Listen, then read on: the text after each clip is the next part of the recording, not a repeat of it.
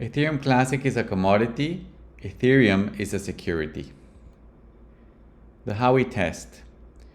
To determine whether a unit of value, contract, or transaction is a security, the U.S. Securities and Exchange Commission, SEC, uses what is called the Howey test, which was the basis for a ruling by the Supreme Court in 1946 that defined what was a security. Under the test, a unit of value, contract, or transaction qualifies as a security if it has the following elements. 1. An investment of money. 2. In a common enterprise. 3. A reasonable expectation of profit. And 4. Derived from the efforts of others.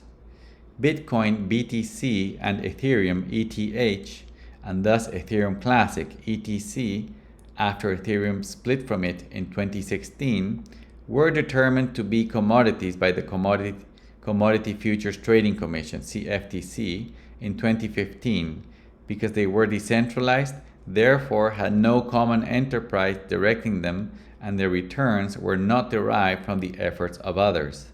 The question is if Ethereum, now under its proof-of-stake POS consensus mechanism, still qualifies as a commodity. Comparing ETC and ETH using the Howey test.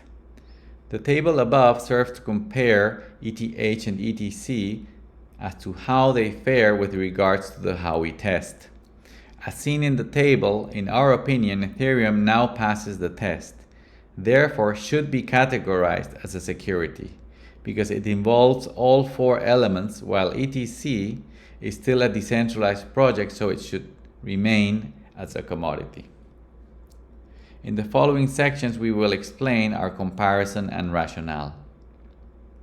1. An investment of money. In the first element of the Howey test, it is clear that both ETH and ETC are an investment of money in a unit of value. Many people use both cryptocurrencies just as a way to pay for things, thus as a unit of exchange rather than an investment, but for many others, they are stores of value and ways of trading in the market for profit. 2. In a common enterprise. Since its migration to proof of stake in September of 2022, ETH is a common enterprise because proof of stake is centralized. The model uses capital instead of proof of work based mining to determine who produces blocks. This makes the staking business have strong economies of scale, which inexorably concentrate the industry into very few and entrenched staking pools. These pools may filter who may stake and/or who may be part of their validator set, or it may be the node operators themselves who validate blocks and transactions. These few entities will be static, meaning they will seldom rotate from the industry because the moat in their businesses will act in coordination with the Ethereum Foundation, and all together combined will clearly form a common enterprise directing the future of the system. This level of centralization and the lack of the proof-of-work cryptographic stamps when producing blocks completely eliminate the chain selection point.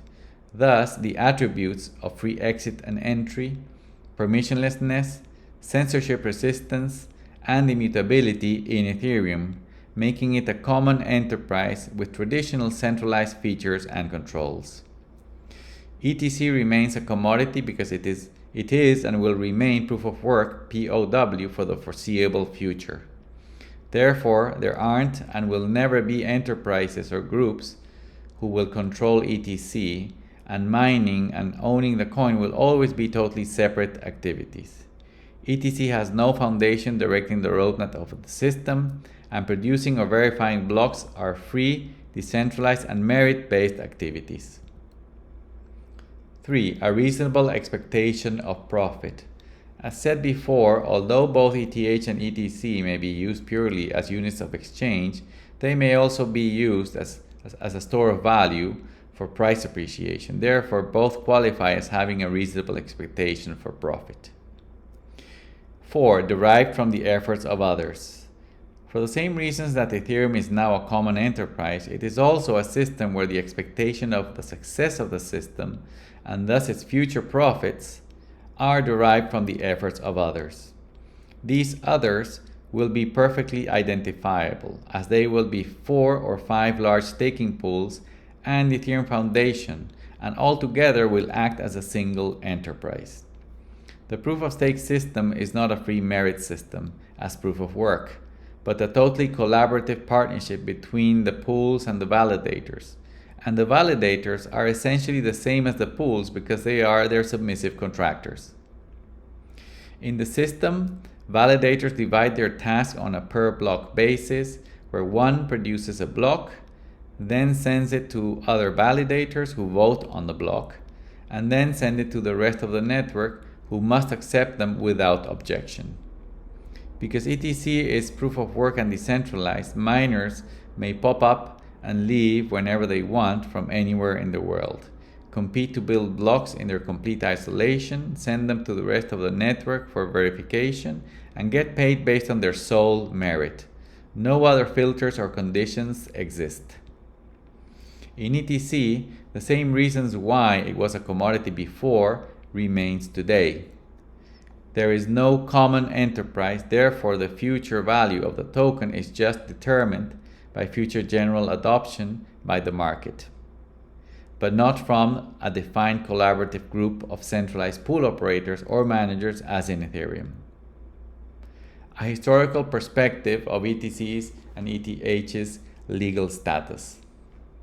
From 2014 to 2016, both Ethereum and Ethereum Classic were one project. So we refer to them in this period as ETH/ETC. The project was financed with a crowd sale.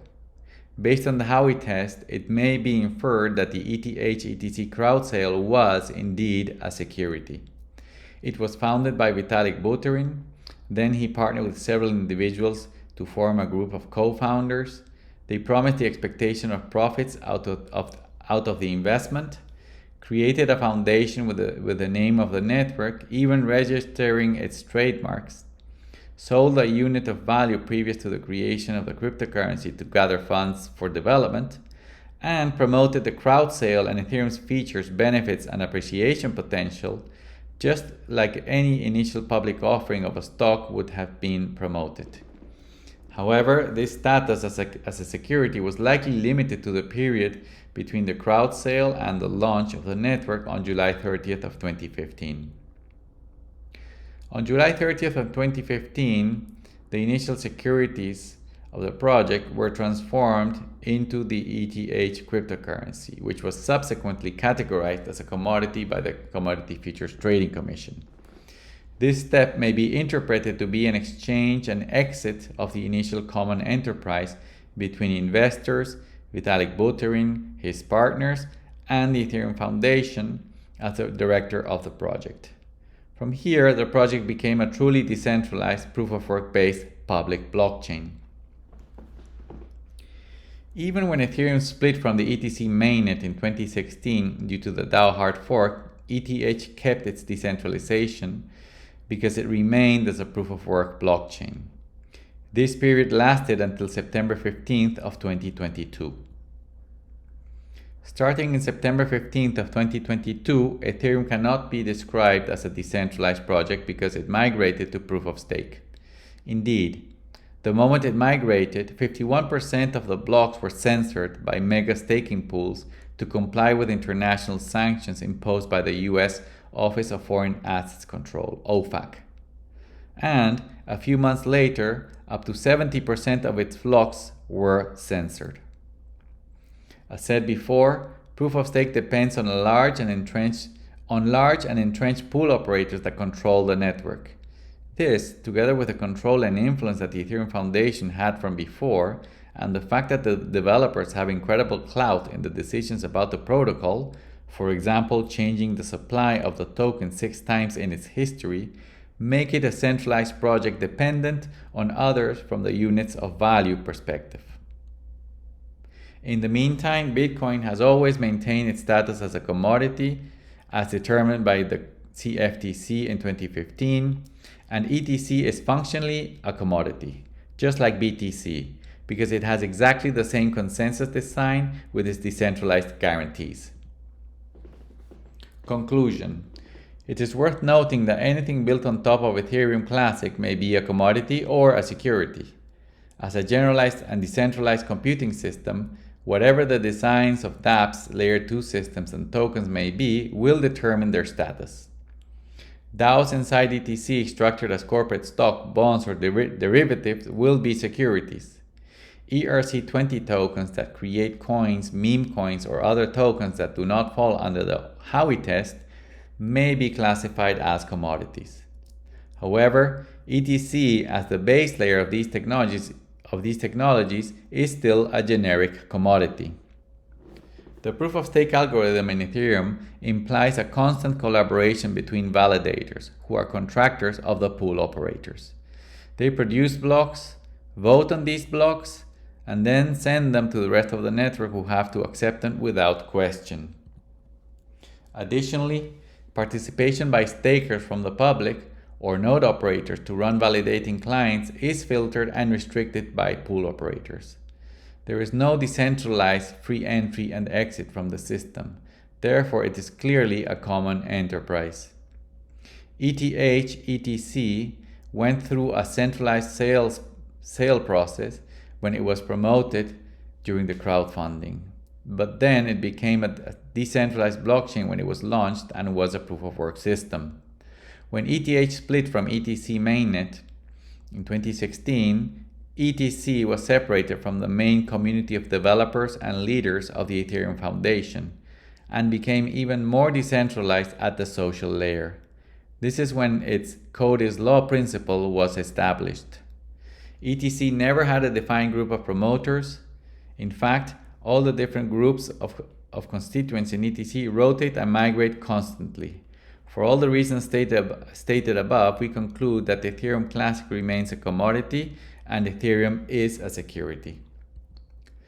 Thank you for watching this Ethereum Classic video. To learn more about ETC, please go to ethereumclassic.org. Thank you very much.